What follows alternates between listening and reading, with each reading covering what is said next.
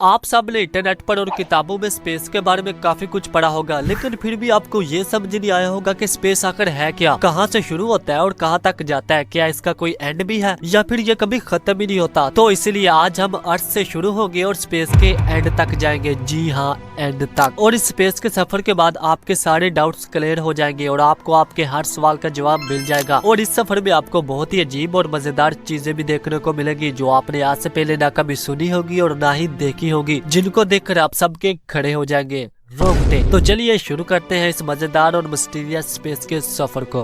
Welcome है आप सबका रॉयल्स। हमारी प्यारी अर्थ से हम अपना सफर शुरू करते हैं जहां हम सब रहते हैं। तो चलिए जमीन से ऊपर चलते हैं। जैसे ही हम थोड़ा सा ऊपर जाते हैं सबसे पहले हम एटमॉस्फेयर में पहुंचते हैं, जहां ऑक्सीजन, कार्बन डाइऑक्साइड और भी कई गैसेज होती है जो जिंदगी के लिए बहुत जरूरी है। उसके बाद जब हम 12 किलोमीटर ऊपर जाते हैं तो हमारे सामने आता है ट्रोपोस्फेयर। यहाँ वेदर, क्लाउड्स और बारिश होती है जो हमारे हर दिन के मौसम का हिस्सा है। उसके बाद 50 किलोमीटर ऊपर जाने पर हम स्ट्रेटोस्फेयर में इंटर करते हैं। यहाँ ओजोन लेयर होती है जो हमें सूरज की खतरनाक शुआओं से बचाती है, जिनसे कैंसर जैसी बीमारियां भी हो सकती हैं। और यहीं पर एयरप्लेन्स भी फ्लाई करते हैं क्योंकि ये लेयर सबसे स्टेबल होती है। उसके बाद 50 किलोमीटर से ऊपर जाने पर हम मेसोस्फेयर में पहुंच जाते हैं और यहीं पर मिटियोर्स आकर गिरते हैं और जलकर खत्म हो जाते हैं। आप जो रात को लाइन जैसी लाइट्स देखते हो वो यहाँ ही होती है और इस लेयर में टेम्परेचर भी काफी ठंडा होता है। उसके बाद 85 किलोमीटर ऊपर जाने पर हम थर्मोस्फेयर में इंटर करते हैं। यहाँ टेम्परेचर बहुत ज्यादा बढ़ जाता है और ये प्लेस सैटेलाइट और स्पेस शटल्स का घर है। और फाइनली जब हम 550 किलोमीटर से ज्यादा ऊपर जाते हैं तो एक्सोस्फेयर आता है। यहाँ पर बहुत ही थिन गैसेज होती है और यहीं से एटमॉस्फेयर का एंड होता है और स्पेस की शुरुआत। और अब हम आ चुके हैं स्पेस में, जहाँ ना पानी है, ना गैस और ना ही ग्रेविटी। स्पेस में हमें मिलते हैं बड़े बड़े पत्थर जिन्हें एस्टेरॉइड्स और कॉमेट्स कहा जाता है। और यहीं पर सैटेलाइट्स भी होते हैं और इंटरनेशनल स्पेस स्टेशन भी यहीं पर ऑर्बिट करता है, जहां दुनिया भर के एस्ट्रोनॉट रिसर्च करने आते हैं। अब ये है हमारा सोलर सिस्टम, जिसमें सन, चांद और 8 प्लैनेट्स हैं जो सन के आसपास घूम रहे हैं। हमारी अर्थ भी इसी सिस्टम का एक पार्ट है। मरकरी जो सन के सबसे करीब है इसलिए बहुत ज्यादा हॉट है। वेनस सेकंड प्लैनेट, अर्थ हमारा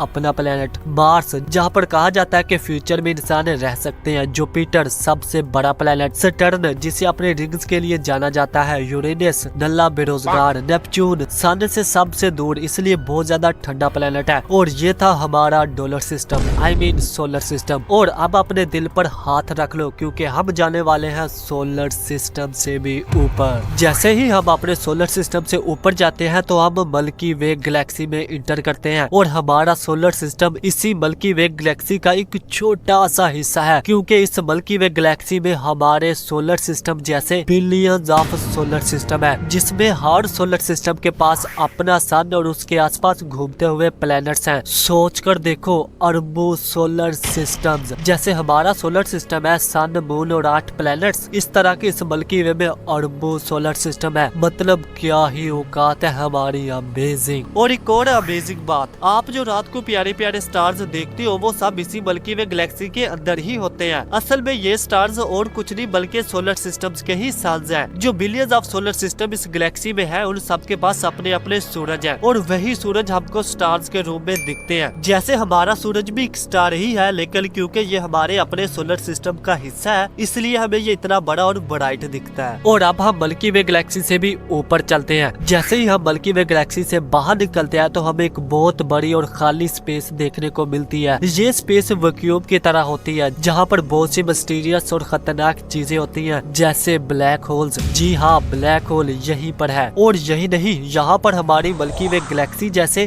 2 ट्रिलियन से भी ज्यादा गैलेक्सीज हैं। जी हाँ, 2 ट्रिलियन से भी ज्यादा गैलेक्सीज। और अभी भी नई गैलेक्सीज डिस्कवर की जा रही है। सोच कर देखो हमारी एक मिल्की वे गैलेक्सी में कितना कुछ है। अरबों सोलर सिस्टम है और इस वेस्ट स्पेस में 2 ट्रिलियन से भी ज्यादा गैलेक्सीज हैं। और अब इससे आगे जो है वो आपकी और मेरी दोनों की समझ से बाहर है, लेकिन फिर भी आ जाओ उसको भी देखते हैं। तो जैसे ही हम और ऊपर चलते हैं तो हमें बहुत बड़े गैलेक्टिक सुपर क्लस्टर्स देखने को मिलते हैं जो बहुत सी गैलेक्सीज का ग्रुप होता है। और हमारी मिल्की वे गैलेक्सी भी एक ऐसे ही सुपर क्लस्टर का हिस्सा है। इसके बाद हम क्लस्टर ऑफ गैलेक्सीज को देखते हैं जो एक दूसरे के आसपास घूम रहे होते हैं। और अब अगर हम और आगे बढ़ते हैं तो हम कॉस्मिक वेब तक पहुंच जाते हैं। ये एक ऐसा स्ट्रक्चर है जो गैलेक्सीज, क्लस्टर्स और सुपर क्लस्टर्स को एक कम्प्लेक्स नेटवर्क में जोड़ता है, यानी सब कुछ यहाँ आकर जुड़ जाता है। और अब हम ऑब्जर्वेबल यूनिवर्स तक पहुंच चुके हैं, जो वो स्पेस है जो अब तक हमारी टेक्नोलॉजी से देखा गया है। यहाँ पर बिलियंस ऑफ गैलेक्सीज है और इससे आगे और भी बहुत कुछ है, और वो क्या है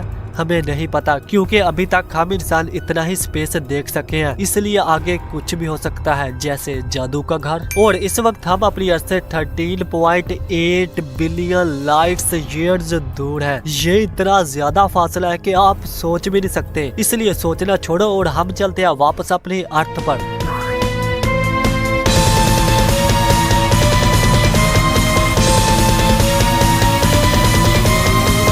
तो ये था हमारा स्पेस, जिसको सिंपल वे में मैंने आपको समझा दिया, लेकिन याद रखना हम डीप नहीं गए। स्पेस में इसके अलावा और भी बहुत कुछ है। अगर आप चाहो तो मैं स्पेस के हर एक पार्ट पर अलग अलग डिटेल वीडियो बना सकता हूँ। तो आई होप आपको आज का सफर बहुत ज्यादा मजेदार लगा होगा और आपको बहुत कुछ सीखने को मिला होगा, अगर आपने एंड तक देखा होगा तो। और बहुत बहुत थैंक्स यार मेरी टूटी फूटी एनिमेशन को लास्ट तक देखने के लिए। मुझे वीडियो एडिटिंग तो आती है लेकिन एनिमेशन अभी नहीं आती, लेकिन फिर भी मैंने अपना बेस्ट दिया ताकि आपको अच्छे से समझ आए और मजा भी आए। और अब अगर मजा आया है और कुछ नया सीखने को मिला है तो सिर्फ मोटिवेशन के लिए एक कमेंट कर देना, मेरे लिए वही बहुत है। और अगर किसी और टॉपिक पर वीडियो चाहिए तो बस कमेंट करो, वीडियो आ जाएगी।